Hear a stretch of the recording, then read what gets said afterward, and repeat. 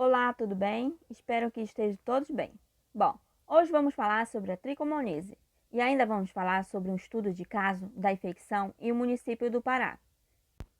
A tricomonise é uma infecção sexualmente transmissível, causada pelo parasita Trichomonas vaginalis, que pode afetar tanto mulheres como homens, causando sintomas desconfortáveis.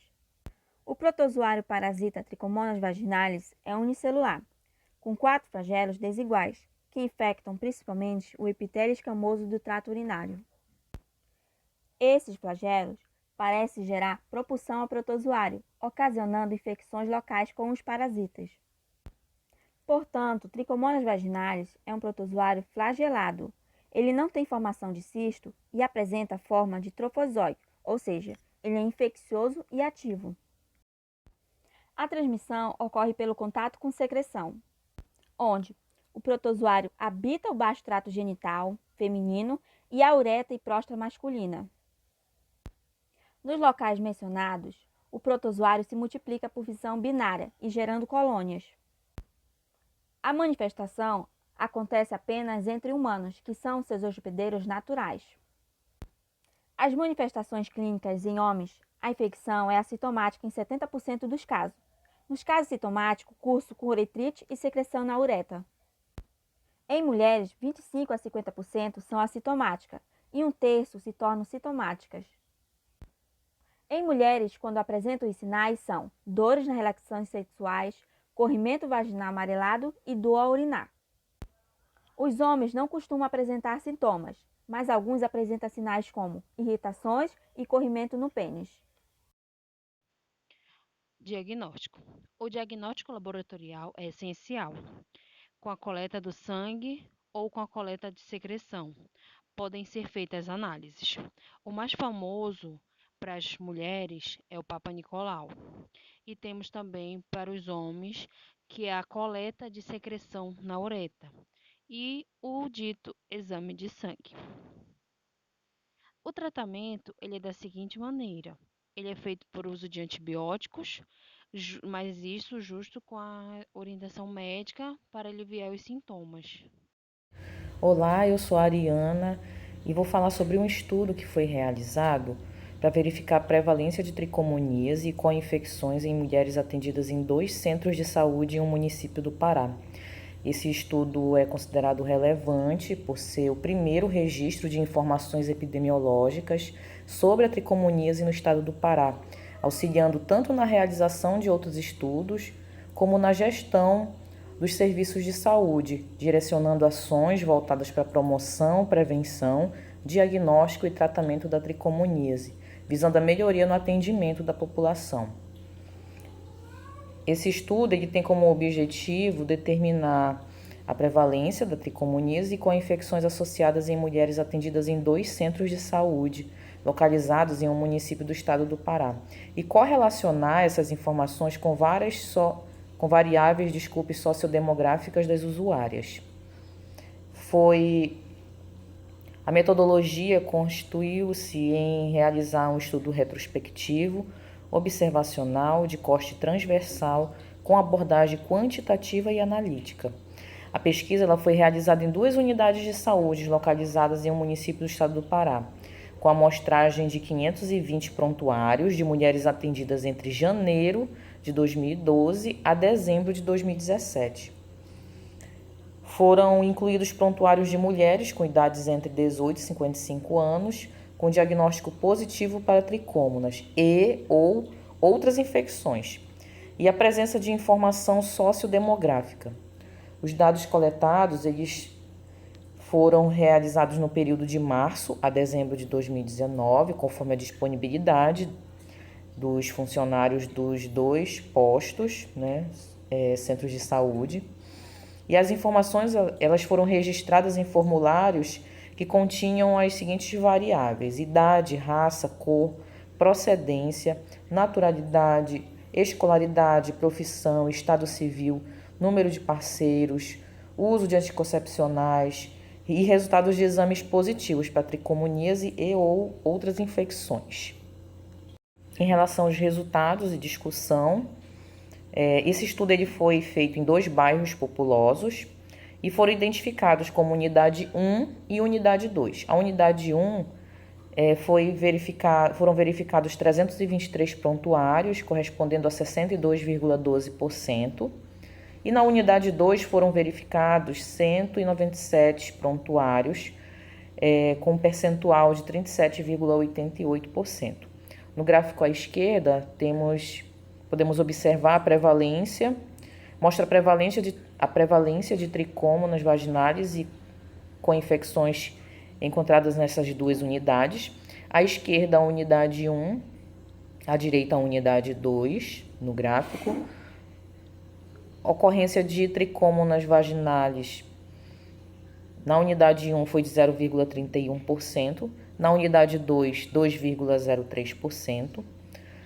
Tricômonas vaginais mais candidíase foi verificado na unidade 2, com 0,51%. Ocorrência de tricômonas vaginalis e gardnerella vaginalis também na unidade 2 apenas, com 0,51%. Considerando essas duas unidades, tricômonas vaginalis foram registradas em 0,96% dos casos, ou seja, 5 dos 520 prontuários. Quando associado a variáveis socioeconômicas, todas essas 5, no caso, residiam no município estudado e se autodeclararam pardas. 3 eram do lar, com idade entre 28 e 32 anos, casadas, informaram apenas um parceiro sexual e negaram o uso de anticoncepcional. Apenas 2 possuíam ensino médio completo e as demais nível de escolaridade inferior a este, né? Foram feitos comparativos com outros estudos realizados em outros estados, como por exemplo São Paulo, com situação, com estado com desenvolvimento diferente do estado do Pará. No entanto, os resultados obtidos eles foram bastante semelhantes. Em contrapartida, em outras regiões, como por exemplo no Nordeste, Centro-Oeste e Sul do país, mostraram números bem superiores de casos diagnosticados de tricômonas, podendo estar associado, né, essa diferença nos números pode estar associada ao método de diagnóstico que foi realizado nesse caso através de cultura.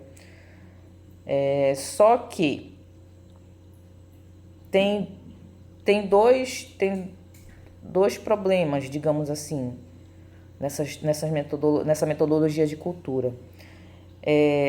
Embora ela apresenta como vantagem um diagnóstico mais preciso, só que isso requer mais tempo de pessoal especializado e o diagnóstico ele é mais demorado. Então, por conta disso, a metodologia usada, né, para diagnosticar a doença é a bacterioscopia com exame a fresco, né? Um exame que traz um diagnóstico mais rápido, porém, ela demanda uma maior atenção, maior observação da pessoa que está analisando, né? Uma experiência maior no caso. E aí o que acontece? Isso pode trazer um subdiagnóstico da doença. No gráfico ao lado, que é o gráfico 2, nós podemos observar a prevalência das infecções isoladas encontradas nessas duas unidades de saúde. À esquerda, na unidade 1, foi encontrado de forma isolada a Gardnerella vaginalis em 51% dos prontuários, enquanto que na unidade 2 foram encontrados 50,96%. Da candidíase foi encontrado na unidade 1 29,40% dos prontuários e na unidade 2 foram encontrados em 25,38% dos prontuários. Os casos de sífilis na unidade 1 foram encontrados 8,04%, enquanto que na unidade 2 foram encontrados 9,6%. E outras infecções ficou em 1,23% na unidade 1 e 1% na unidade 2.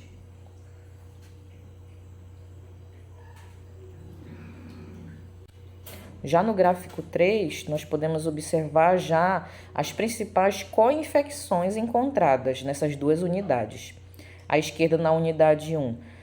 Em azul, Gardnerella vaginalis mais candidíase foi encontrado em 5,26% dos prontuários, enquanto que na unidade 2, 3,04%. Gardnerella vaginalis mais sífilis foi encontrado em 1,23% na unidade 1 e 4,06% na unidade 2. Candidíase mais sífilis na unidade 1, 1,23%, na unidade 2, 0,50%. E HPV mais candidíase foi encontrado na unidade 1, 0,61%. Em relação às variáveis sociodemográficas observadas nesses prontuários nas duas unidades, o estudo trouxe os seguintes resultados. Na unidade 1, 34,67% das mulheres tinham entre 23 e 27 anos de idade, 88,85% pardas, 92,26% residiam no município estudado, 52,63% do lar, 36,53% possuíam o ensino médio completo, 78,94% eram casadas, 65,11% apenas um parceiro sexual e 53,56% não faziam uso de anticoncepcional. Já na unidade 2, 22,8% eram mulheres entre 18 e 22 anos de idade, 72% se autodeclararam pardas, 81,2% eram residentes no município estudado, 30,4% do lar, 51,7% possuíam ensino médio completo, 71% casadas, 83,2% já tiveram entre 1 e 3 parceiros sexuais e 57,8% usavam anticoncepcional. Conclusão. Nesse estudo, identificou-se baixa prevalência de tricomoníase no município estudado, todavia esse resultado é questionado, porque acredita-se em um possível subdiagnóstico de tricômonas vaginalis, devido aos métodos diagnósticos empregados eles possuírem limitações, como eu já citei anteriormente. Então, para esse diagnóstico, ele apresenta limitações, porque pelo diagnóstico utilizado ser feito através, a grande maioria deles é feito através do exame a fresco, né?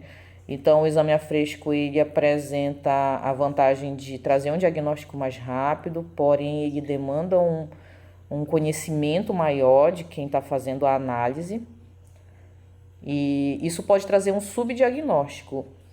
Esse subdiagnóstico ele traz uma série de problemas, porque obviamente essa paciente ela não é tratada, e o fato dela não ser tratada, além de ela ficar apresentando sintomas que são desconfortáveis, acontece de, às vezes, isso se agravar e acabar trazendo outras doenças, como o câncer cervical, pode facilitar a infecção por HIV e outros patógenos. Por isso, a importância dessa investigação clínica e laboratorial ela ser criteriosa, para que não ocorra isso, para que não ocorra esse subdiagnóstico, né, da doença. Obrigada. Essas foram as nossas referências usadas no trabalho.